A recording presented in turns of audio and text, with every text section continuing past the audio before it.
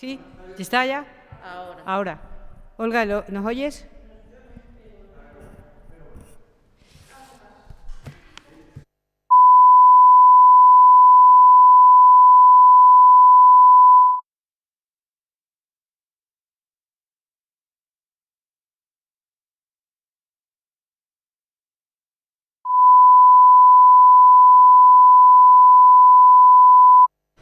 Venga, muchas gracias. Buenos días a todos. Gracias por asistir a esta rueda de prensa. Me acompaña hoy la directora general de Biblioteca, Archivos y Patrimonio Cultural, Adela Rueda, para presentar el Plan Director de Recuperación del Foro Provincial y del Templo de Culto Imperial de Mérida Augusta. Junto a nosotros también me acompaña Juan Antonio Vera, jefe de Servicio de Obras.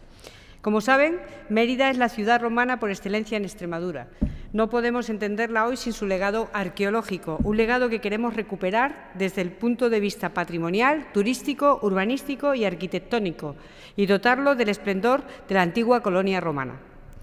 Para ello hemos elaborado este Plan Director, un documento estratégico con el que establecemos las líneas maestras del proceso de recuperación del centro de la ciudad en la época romana, uno de los espacios más emblemáticos de nuestra capital autonómica, declarada Patrimonio de la Humanidad por la UNESCO en 1993.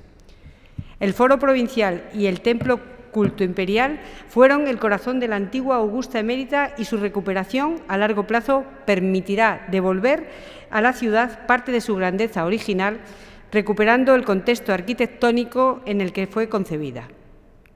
Este plan no surge de la nada, se apoya en estudios arqueológicos previos y responde a una necesidad identificada hace décadas.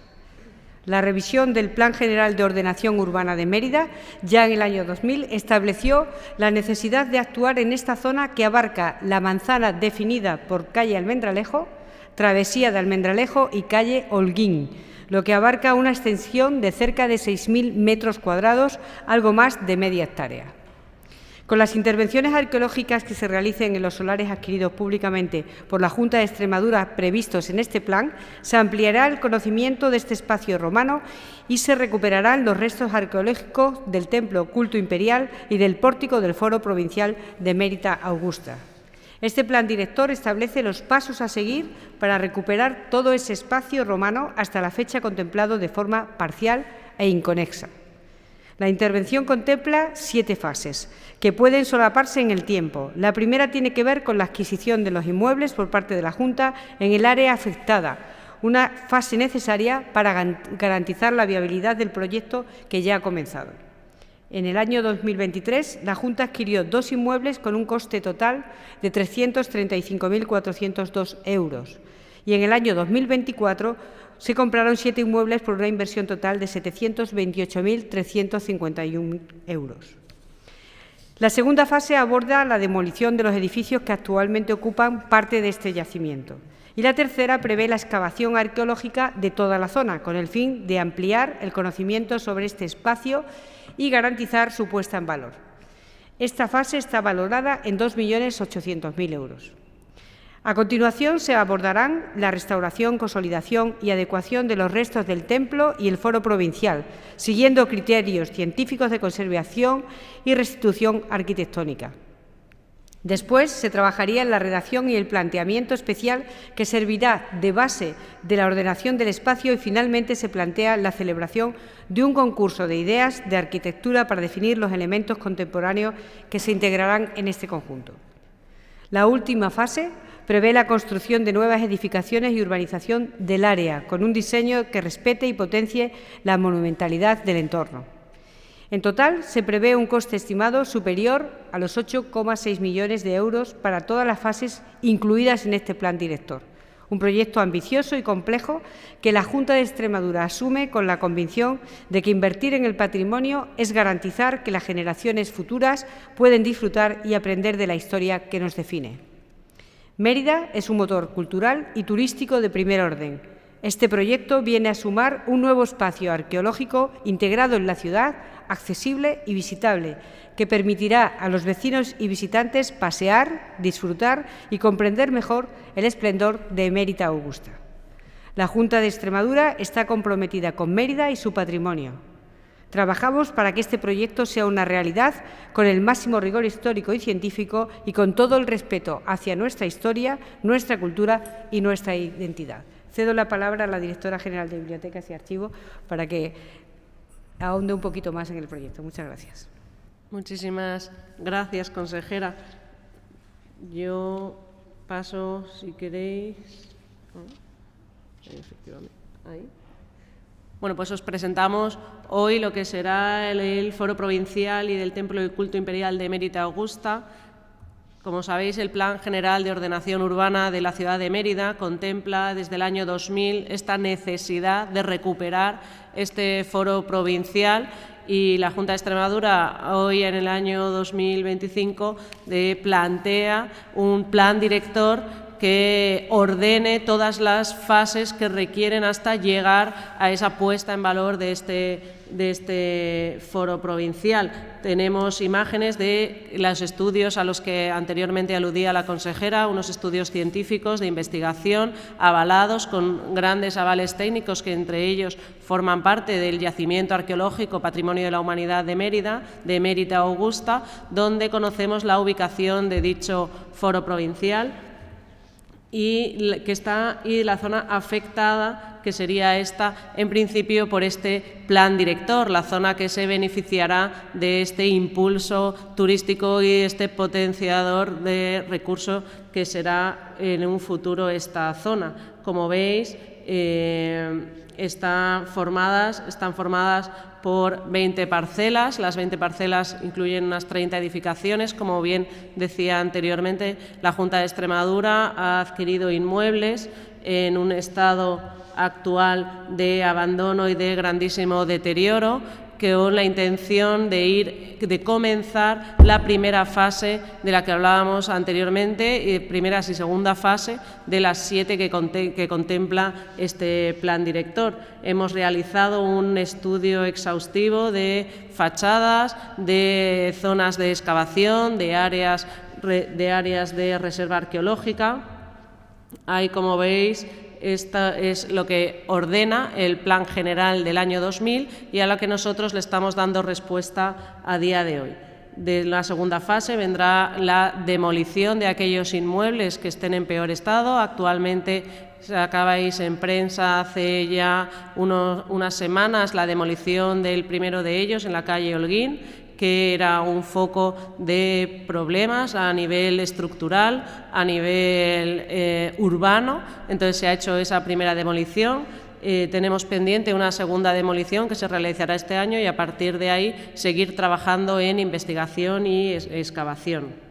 Como veis, la intervención arqueológica sería en toda la parcela, que iremos poco a poco. Por eso hablaba antes la consejera de solapar fases, porque efectivamente estamos ahora en fase 1 y fase 2, es adquisición de inmuebles y demolición, pero contemplamos la posibilidad de empezar una fase 3 de investigación antes de seguir adquiriendo, precisamente con la idea de ir cotejando datos científicos y analíticos con este mismo plan director.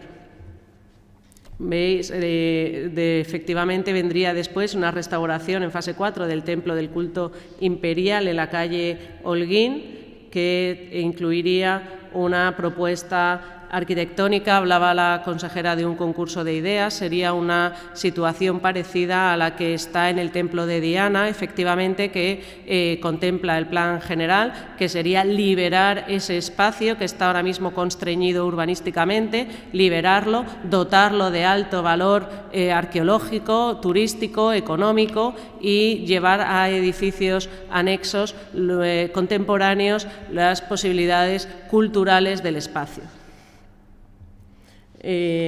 Ahora mismo, son propuestas de reconstrucción, de integración, en este caso del pórtico del foro, elaboración propia, porque quiero aprovechar para agradecer el grandísimo trabajo de los técnicos de la Junta de Extremadura, de la Consejería de Cultura, Turismo, Jóvenes y Deporte, que han realizado de oficio este plan director desde la Jefatura de Servicio de Juan Antonio Vera, que nos acompaña aquí hoy desde ese servicio, desde la Dirección General de Bibliotecas Bibliotecas, Archivos y Patrimonio Cultural, que han hecho un esfuerzo para ordenar, que no es fácil, toda esta documentación, ingente documentación, para llegar a este plan director que escribirá la hoja de ruta de esta zona importantísima de Mérida en los próximos, entre los 6-8 años.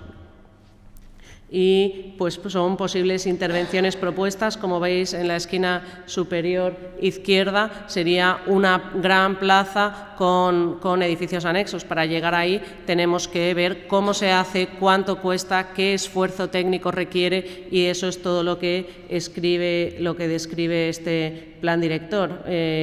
Aparte, como veis, tenemos hecho el estudio analítico de todas las edificaciones actuales y la intervención en la manzana propuesta, que sería la última fase de concurso antes de ejecución, pero se prevé que todo este plan director en todas sus fases profundice enormemente en el conocimiento que tenemos del foro, del templo de culto de la Roma imperial y de la Augusta Mérida imperial. Muchísimas gracias por todo. No sé si hay alguna duda. ¿Queréis hacer alguna pregunta?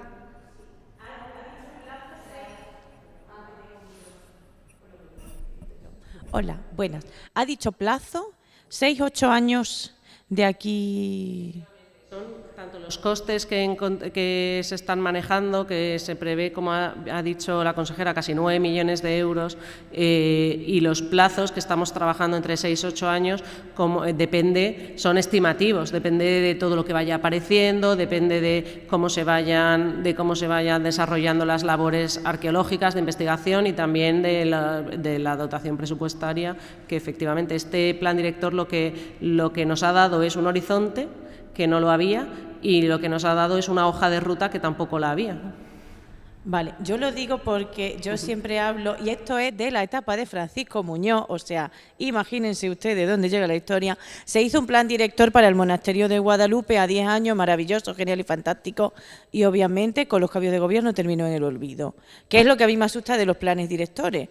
Sabes que sobre el papel queda muy bien y luego siempre es la cosa de que esto es bueno, o sea, el plan directo para el monasterio de Guadalupe es bueno, plan directo para el foro es bueno. Hay compromiso de hacerlo. Discrepo de eso, los planes directores son fundamentales, y el de Guadalupe funciona bien, se hizo a 10 años y es verdad que lo óptimo sería ir actualizando las versiones de los planes directores, pero en concreto en el de Guadalupe estamos trabajando ahora precisamente en base a ese plan director, es decir, actuaciones que se están desarrollando, de intervenciones que hemos desarrollado, se están desarrollando en base a ese plan director. Si no lo tuviese sería dramático, ¿no? Porque sería un poco al albur de lo que consideras en ese momento sin tener el contexto total del edificio, que es lo que se plantea en un plan director. Ahora mismo, cuando se llega a la dirección general, pues hay